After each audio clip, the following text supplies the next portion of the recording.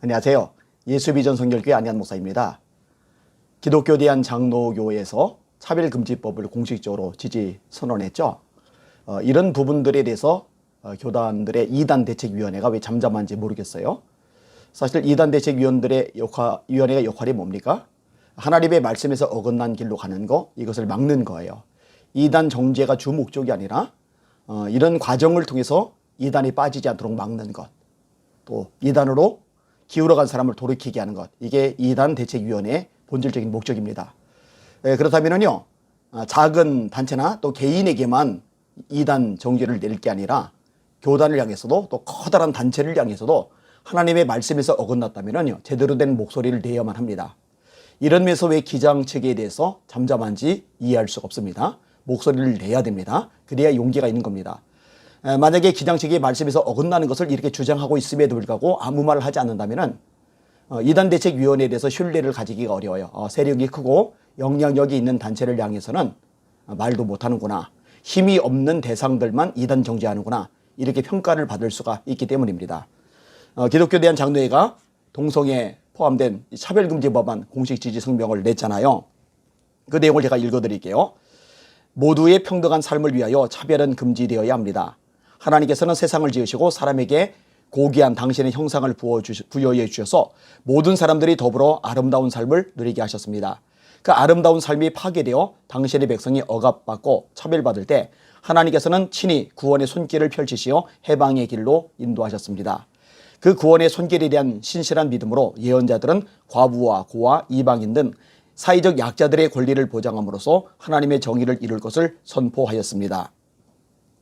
예수 그리스도께서는 권리를 박탈당한 죄인들을 위하여 세상에 오셨고 그들을 하나님 나라의 주인공으로 선포하셨을 뿐만 아니라 더불어 하나가 되셨습니다. 그리스도 안에서 어떤 차별도 용인될 수 없다는 사도들의 일관된 가르침은 바로 예수 그리스도의 행적에 근거합니다. 복음의 참뜻은 다른 사람을 정죄하는 데 있지 않고 서로 다른 사람들이 서로를 용납하고 환대하며 사랑을 이루는 데 있습니다. 자, 그럴듯한 이야기를 합니다. 여기까지는 얼마든지 동의를 할 수가 있습니다. 그렇죠. 차별하면 안 되죠. 모든 사람이 사랑의 대상이 되어야 되죠. 선지자들이 약자들에 대해서 관심을 가진 건 맞아요. 예수님이 사회적 약자들에 대해서 연약하고 허물 많은 사람들에 대해서 포용하셨던 거 맞아요. 그런데 예수님이 죄 자체를 용인하진 않으셨어요. 가늠하다 현장에서 잡힌 여인을 주님께서 구해내시죠. 너희 중에 죄 없는 자가 돌로 쳐라. 그러니까 사람들이 도망간단 말이에요. 여인에게 주님이 뭐라 하십니까? 가서 다시는 죄를 범하지 말아라. 용서는 하시되 사람 자체를 용납은 하시되 죄 자체를 인정하는 건 아니에요. 차별금지법이 왜 문제인지 아세요? 동성애자들 차별하라는 게 아니에요. 박대하고 핍박하라는 얘기가 아니에요. 그들 사랑해야죠. 그들도 구원의 대상이죠. 그런데 죄 자체를 허용하라는 건 아닙니다. 죄 자체를 합법화하는 거, 그건 안 되는 거예요. 차별금지법안은 죄 자체를 합법화하는 것이고 죄를 죄라고 말할 경우에 오히려 차별을 받게 되는 역차별을 발생시키는 겁니다. 그러니까 기장치에서 차별금지법 찬성한다고 할 때 이렇게 언급한 내용들은요, 차별금지법 자체하고 연결이 되지를 않습니다. 자, 제가 더 읽어드릴게요.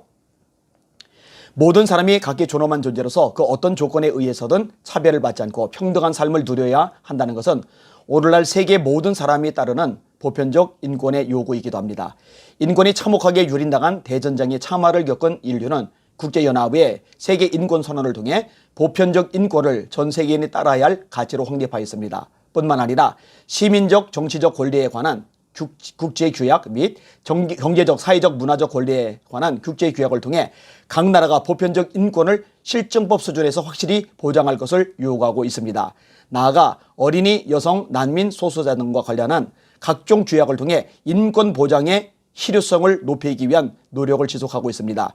보편적 인권의 보장, 일체의 차별 금지는 오늘날 성숙한 인류 문명의 요구입니다. 그렇죠. 난민 보호받아야 되죠. 여성 보호받아야 되죠. 난민 보호받아야 되죠. 소수자 보호받아야 되죠. 그리고 현행법 안에서 이미 보호를 받고 있습니다. 이미 보호를 받고 있다고요. 독재체제하에서 극심한 인권 유린을 경험한 한국 사회에서 보편적 인권의 보장과 일체 차별 금지는 절실히 요구되고 있습니다. 정치적 차원에서 민주주의가 진전되고 여러 분야에서 인권 신장이 이루어졌지만 아직도 한국 사회의 인권 보장은 충분하지 않습니다. 여전히 성차별이 온전하고 있고 노동사회의 차별은 세계적으로도 악명이 높습니다. K방역으로 코로나19 위기에 모범적으로 대처한 것으로 평가받고 있지만 이것도 엉뚱한 소리죠. K방역이 뭐가 모범적입니까? 그 배후에는 차별받는 노동자들의 고통이 가려져 있습니다. 일상적 삶 가운데서 우리 사회 구성원 절대다수가 여러 형태의 차별을 겪고 있습니다.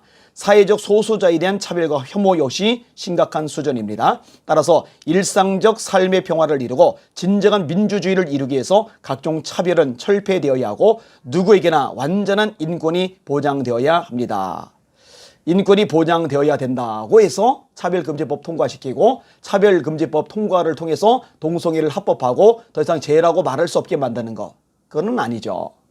인권은 인권이고 죄는 죄입니다. 인권은 인권이고 하나님의 말씀에서 어긋난 건 어긋난 겁니다.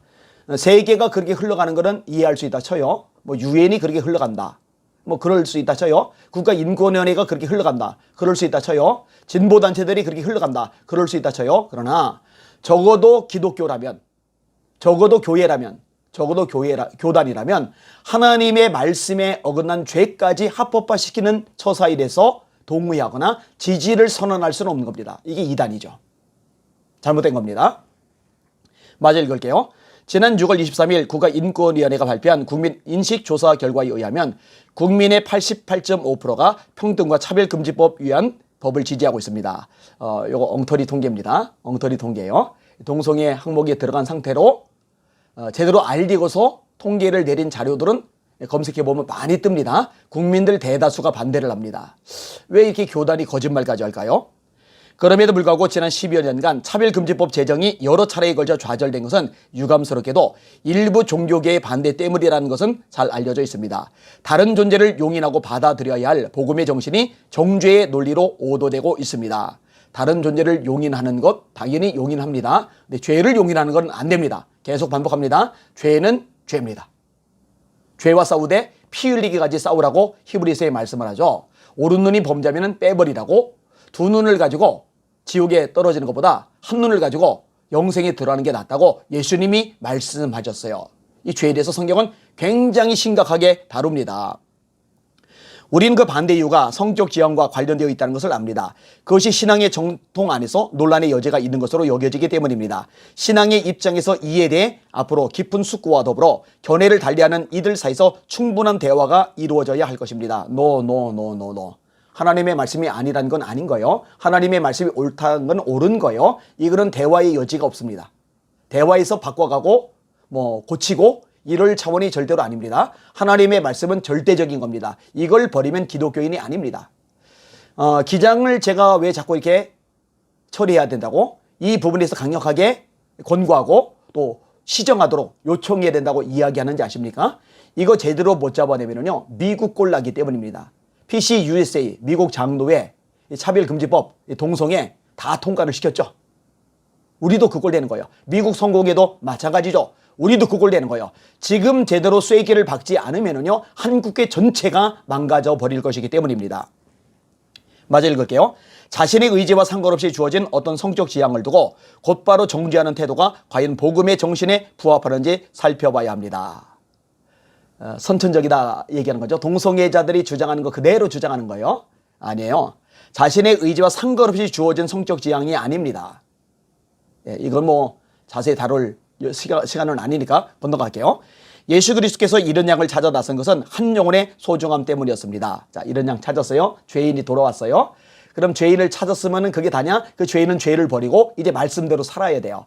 동성애자들도 찾아요. 주님의 사랑의 대상이에요. 그들이 주님의 품 안에 돌아왔어요. 그러면 동성애를 버리고 죄악을 버리고 말씀대로 살아야 돼요. 그게 성경적인 겁니다. 그게 예수님이 죄인들 대하시는 방식입니다. 사도들도 마찬가지고요.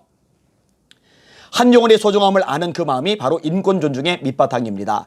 그리스도인은 먼저 그리스도의 마음으로 소수자를 비롯한 우리 사이의 소수자들을 대할 수 있어야 할 것입니다.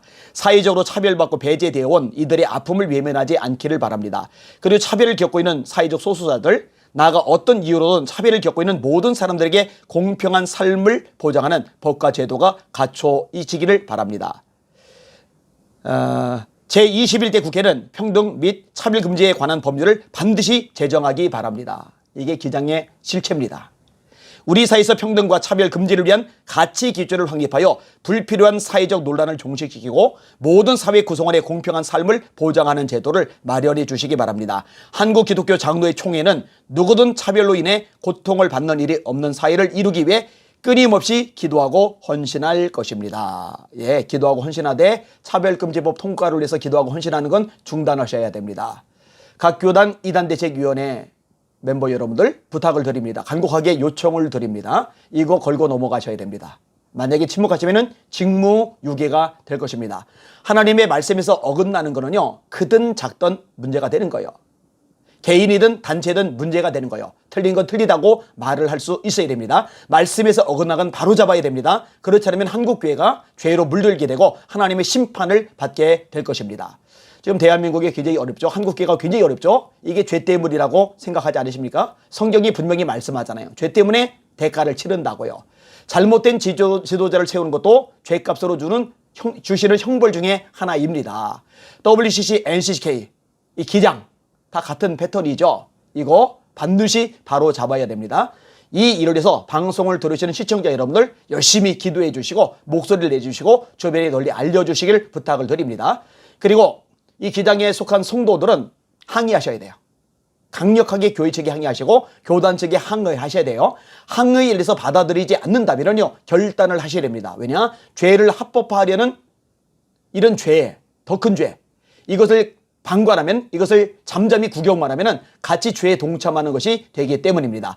할 일이 많은 시대 함께 하나씩 잡아나가는데 사명을 감당하는 저와 여러분이 되기를 원합니다. 날마다 주님 바라보시고 주님의 이름으로 승리합시다. 할렐루야.